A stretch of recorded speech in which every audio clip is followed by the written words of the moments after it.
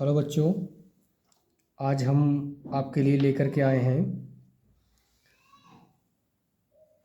निम्न पाठों के महत्वपूर्ण सूत्र। जैसा आप देख रहे हैं, पहला पाठ हमारा है वास्तविक संख्याएं। तो वास्तविक संख्याओं के हम महत्वपूर्ण सूत्र देखते हैं। जैसे वास्तविक संख्या चैप्टर में है क्या, आपका है यूक्लिड विभाजन प्रमेय का। तो बेटा हम देखते हैं यूक्लिड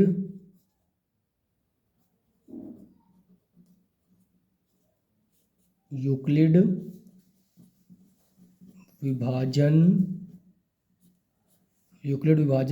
प्रमेय का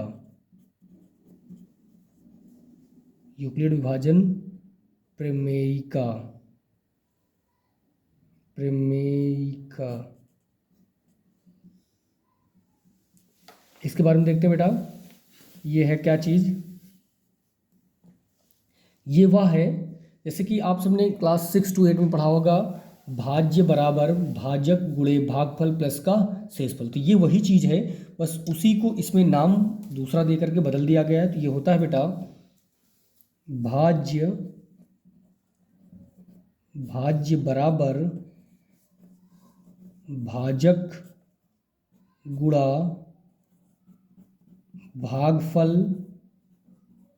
भागफल प्लस का शेषफल बेटा, शेषफल। तो इसे अन्य नामों से हम जानते हैं a बराबर b इंटू क्यू प्लस का r। तो ये बहुत ही महत्वपूर्ण है।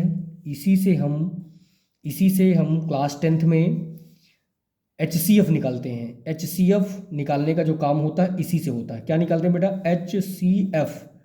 HCF निकालने का जो काम होता है वो यहाँ से किया जाता है। जैसे दो संख्याएं दे दी जाती हैं, उनसे HCF निकालने के लिए कहा जाता है, तो हम इसी सूत्र का प्रयोग करते हैं। अगला बेटा हमारा, जैसे दो संख्याएं दे दी गई हों और उसमें दो संख्याएं दे दी गई हों और एक HCF दे दिया गया हो, LCM निकालने के लिए आपसे कहा जाए, या LCM दे दिया हो आपको HCF निकालने के लिए कहा जाए। तो कैसे करते हैं बेटा, देखते हैं। जैसे यहाँ पर है दो संख्याओं का गुणनफल। अगला पॉइंट करके लिख लेते हैं बेटा, हम लोग पॉइंट करके लिख लेते हैं। पहला पॉइंट क्या है बेटा, यहाँ पर पहला पॉइंट दिया दो संख्याओं का गुणनफल, दो संख्याओं का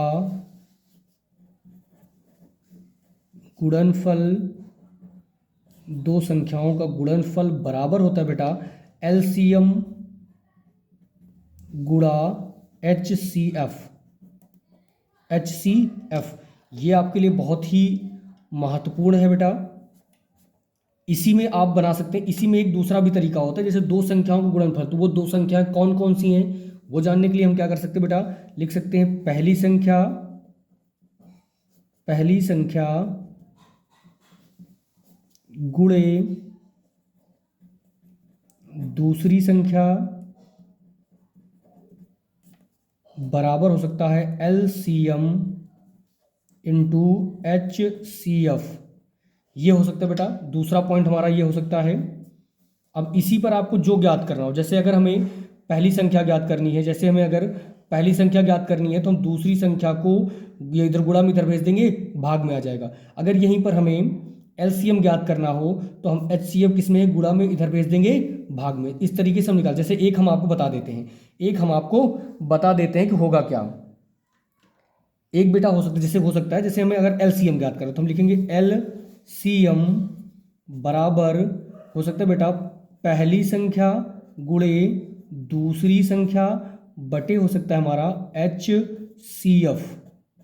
ये हो गया बेटा। तो यही इस तरीके से आप निकाल सकते हैं, जो भी हमें ज्ञात करना हो हम उसे निकाल सकते हैं। आइए चलते हैं बेटा दूसरे नंबर चैप्टर पर। दूसरे नंबर चैप्टर में कई सारी चीज़ें महत्वपूर्ण है। जैसे हम देखते हैं, ये पाठ का नाम है बहुपद। बहुपद क्या होता है? पॉलिनोमियल होता है। पॉलिनोमियल क्या है? जैसे इसको बोलते हैं, इसमें द्विघात बहुपद। देखते हैं हम द्विघात बहुपद क्या है। पहले बेटा समझते हैं द्विघात बहुपद क्या होता है। तो हम यहाँ पर समझते हैं बेटा द्विघात बहुपद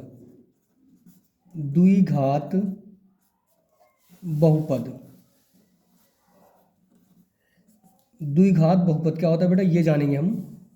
तो द्विघात बहुपद का जो व्यापक रूप होता है बेटा, वो हमारा होता है AX स्क्वायर प्लस का बी एक्स प्लस का सी, ए एक्स स्क्वायर प्लस का बी एक्स प्लस का सी, ये होता है बेटा। तो इसके संबंध में कि जो मूलों के शून्यक होते हैं, मूलों का योगफल कह लीजिए आप, या मूलों का योगफल के शून्यक कह लीजिए, है ना, तो वो देखते हैं बेटा। वो कैसे होता है वो देखते हैं हम। उस पर क्या होता है, मूलों का योगफल, मूलों का योगफल कह लीजिए, शून्यकों का योगफल कह लीजिए। तो यहां पर हो जाएगा मूलों का योगफल, मूलों का योगफल। आप चाहे इसे मूलों का योगफल कह लीजिए, चाहे आप इसे शून्यकों का योगफल कह लीजिए। तो ये हमारा क्या हो जाएगा बेटा, ये हमारा होगा, इसे बोलते हैं, ये मूलों का योगफल जो होता है ये होता है हमारा x का गुणांक, x का गुणांक, x का गुणांक बटे हो जाएगा, ये बटे हो जाएगा x स्क्वायर का गुणांक, x स्क्वायर का गुणांक। बस इसमें एक फ़र्क है बेटा कि यहाँ पर ये जो चिन्ह होता है यहाँ माइनस चिन्ह लगेगा। कौन सा चिन्ह लगेगा बेटा, माइनस। इसको हम और आसान भाषा में कैसे लिख सकते हैं, मूलों का, दो मूल होते हैं हमारे पास बेटा, कौन कौन से, एक अल्फा प्लस का बीटा बराबर होता। अब x का गुणांक क्या है बेटा, देखते हैं, x का गुणांक हमारा क्या है, b, और चिन्ह कैसा, माइनस, तो माइनस का b और अपान ये क्या, एक्स स्क्वायर का गुणांक क्या बेटा, एक्स स्क्वायर गुणांक a, तो ये a, यही हमारा क्या हो गया बेटा, शून्यकों का योग फल, ये शून्यकों का योग फल हो गया बेटा। आगे देखते हैं फिर क्या। अब यहीं पर होता है मूलों का गुणनफल, क्या होता है, मूलों का गुणनफल। तो मूलों का गुणनफल बेटा, मूलों का गुणनफल। देखेंगे बेटा मूलों का गुणनफल क्या होता है बेटा, मूलों की गुणनफल की अगर हम बात करते हैं तो मूलों का गुणनफल हमारा होता है अचर पद, अचर पद, अचर पद बटे एक्स स्क्वायर का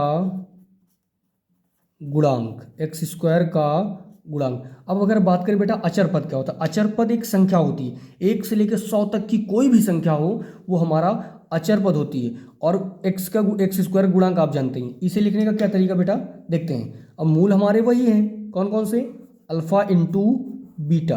अब इसमें क्या अचर पद बेटा, क्या अचर पद हमारा ये जो सी है ये हमारा अचर पद हो जाएगा। तो क्या हो जाएगा, अचर पद सी बटा एक्स स्क्वायर गुणा, एक्स स्क्वायर गुणांक क्या बेटा, ए, यहाँ लिख देंगे ए, ये हमारा ये हो गया, ये हो गया बेटा।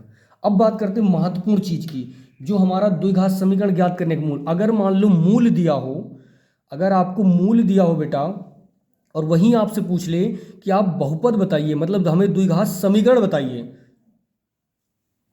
तो आप कैसे निकालेंगे, उसके लिए भी सूत्र है, द्विघात समीकरण ज्ञात करने का सूत्र। यहां लिखेंगे बेटा द्विघात समीकरण, द्विघात समीकरण निकालने, द्विघात समीकरण निकालने का सही सूत्र। ये देखते हैं बेटा ये क्या है, द्विघात समीकरण निकालने का सूत्र क्या होता है बेटा, ये हमारा हो जाएगा, ये हो जाएगा बेटा एक्स स्क्वायर फिर माइनस का मूलों का गुणनफल, मूलों का योगफल, क्या हो सकता है बेटा, मूलों का योगफल, मूलों का योगफल, मूलों का योगफल। अब आप मूलों का योगफल के बारे में जानते हैं, फिर उसके बाद होता है बेटा, और यहाँ x लगा देंगे, फिर प्लस हमारा हो सकता है मूलों का गुणनफल, मूलों का गुणनफल, ये होता है बेटा। अगर इसको हम और अच्छे तरीके से जानना चाहते हैं तो देखते नीचे एक बार देख लेते हैं हम क्या होता है। नीचे देखेंगे बेटा हमारा हो सकता है एक्स स्क्वायर माइनस का मूलों का योगफल क्या होता है, अल्फा प्लस बीटा एक्स, और प्लस का मूलों का गुणनफल अल्फा इंटू बीटा, ये होता है बेटा। ये बेहद आसान और सरल तरीका है हमारा द्विघात समीकरण ज्ञात करने का तरीका, ये होता है बेटा। अब आप इसे समझें और देखें, स्क्रीनशॉट लेना चाहते हैं तो आप स्क्रीनशॉट ले सकते हैं।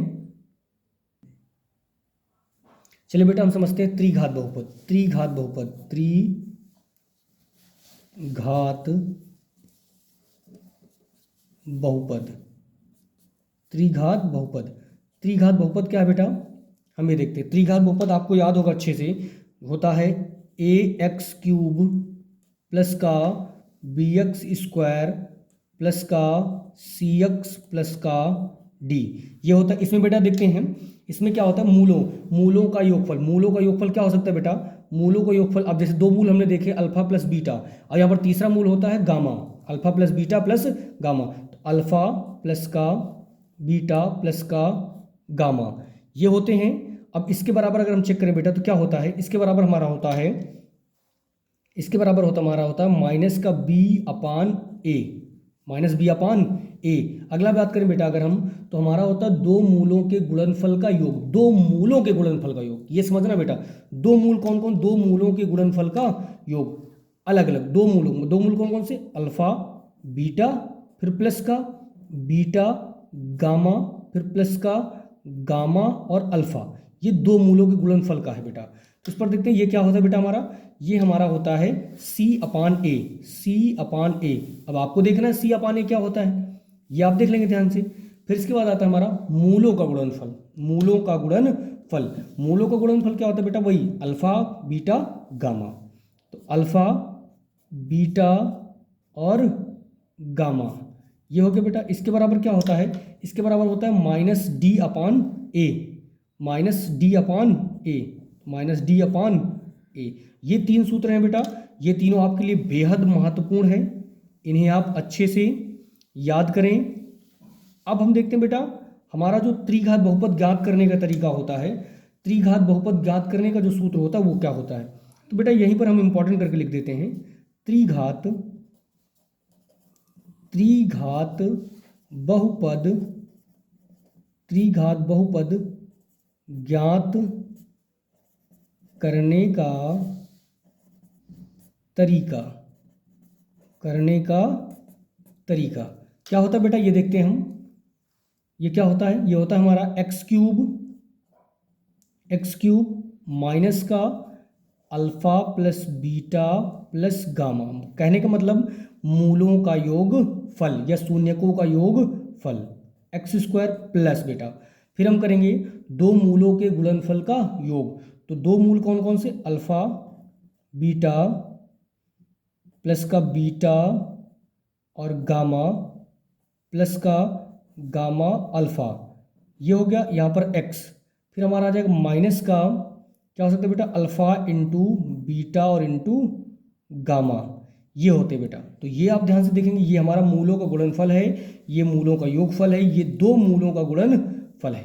तो ये रहा बेटा हमारा बहुपद ज्ञात करने का तरीका। अब हम बात करते हैं बेटा दो चरों वाले रैखिक समीकरण युग्म में। इसमें क्या बेटा, इसमें सूचक चार्ट होता है, उस सूचक चार्ट के बारे में अगर हम बात करें तो सूचक चार्ट हमारा कैसा होता है वो देखते हैं बेटा हम। तो सूचक चार्ट हमारा है, पहले हम देखते हैं यहाँ पर सूचक चार्ट देखते हैं बेटा। सूचक चार्ट में सबसे पहले हम ये समझते हैं कि सूचक चार्ट में हमारा है समीकरण के युग्म। तो समीकरण के युग्म की अगर हम बात करें बेटा, तो समीकरण के युग्म दो होते हैं हमारे, देखते हैं समीकरण के युग्म, समीकरण के युग्म क्या होते हैं बेटा, समीकरण के युग्म मतलब जो समीकरण बनाते हैं वो क्या होता है, a1x plus b1y plus c1। अगला जो होता है बेटा इसके बराबर आप 0 लिख सकते हैं। दूसरा क्या होता है, a2x plus b2y plus c2 बराबर 0। ये होते हैं दो हमारे समीकरण के युग्म। अब इस समीकरण युग्म में दो प्रकार होते हैं, इस समीकरण युग्म के हमारे कितने प्रकार होते हैं बेटा, दो प्रकार होते हैं। दो प्रकार कौन कौन से होते हैं, आइए हम देखते हैं। दो प्रकार हमारे जो होते हैं, एक होता है बेटा संगत और एक होता है असंगत। तो संगत की बात करें बेटा, संगत और यहाँ पर होता है असंगत, संगत और असंगत। अब संगत की बात करें बेटा, तो संगत हमारा दो प्रकार का होता है, संगत भी हमारा कैसा होता है, दो प्रकार का, जो होता है अद्वितीय हल और होता है अनंत हल। तो एक तो बेटा इधर चला जाएगा और एक को हम थोड़ा सा इधर समझ लेते हैं। हमारा ये होता है अद्वितीय हल,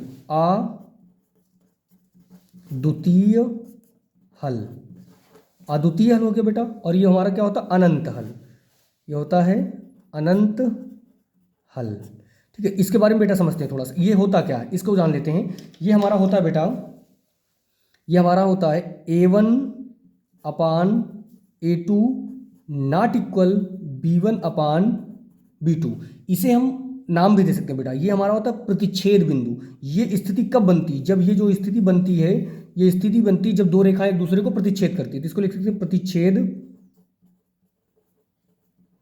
प्रतिच्छेद बिंदु, प्रतिच्छेद बिंदु। अब इसकी बात करते हैं बेटा, तो ये हमारा होता है अनंत। अनंत का मतलब क्या होता है कि A1 अपान A2 इक्वल B1 अपान B2 और not equal C1 upon C2। इसका मतलब क्या, ये हमारी समांतर रेखाएं होती है। जब दो रेखाएं एक दूसरे के समांतर हों तब क्या होता है, देखते बेटा, ये समांतर रेखाएं हैं, ये हमारी हैं समांतर रेखाएं, समांतर रेखाएं।